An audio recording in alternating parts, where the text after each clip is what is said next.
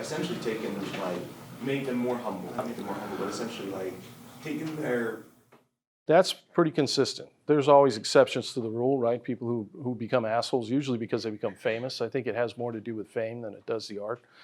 But if you're going into the gym and you're training with professional fighters who are actually very skilled on the ground or standing up, or just people who are very skilled in jiu-jitsu, and you're rolling with them, the idea of beating up some asshole in the bar just has zero appeal, right? It's like, why would I have no interest in that.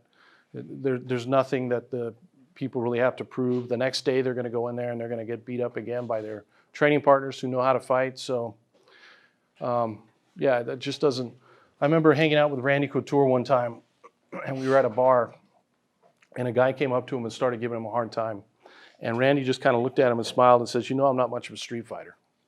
But the way he said it, the guy just wandered away. And I was just like, boy, that's really good you just wandered away. But, you know, Randy had no interest in fighting the guy. There was no level of insecurity there for him. I guess like the male versus female, like you like genetic differences or just competition differences. So this is the kind of question that's going to get me followed home in Portland. So one of the things I love about Brazilian Jiu-Jitsu is that women can beat men if they're more skilled, right? If there's a woman black belt and you can have men come in who are not trained, who are much bigger and stronger than her, and she will submit them time and time again. You can almost bet on the fact that she's going to submit them.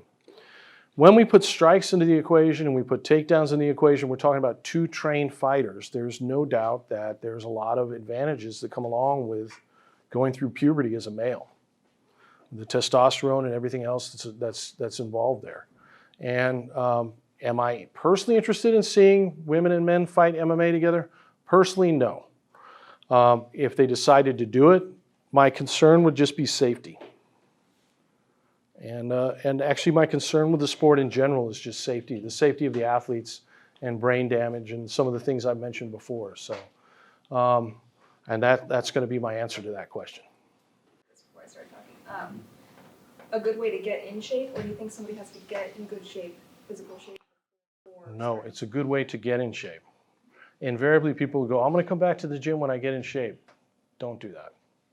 You can't get yourself in shape for what we do other than doing what we do. So you can have people that will come in that are triathletes, and they will be rolling around on the ground doing jiu-jitsu, and they'll completely gas out in 3 or 4 minutes because they don't know when to expend energy and when to rest. And that's a huge part of what we do. And once you learn when you can really expend energy and when you can rest, you can be out of shape and still fight for a long time, because you're not wasting all this energy. And the only way to do that is to come in and do it, right? To actually experience it. So I don't think there's anything wrong with conditioning on the side. It's good for your body. It's good for our health. But the only way to get in shape for fighting is to do the fighting.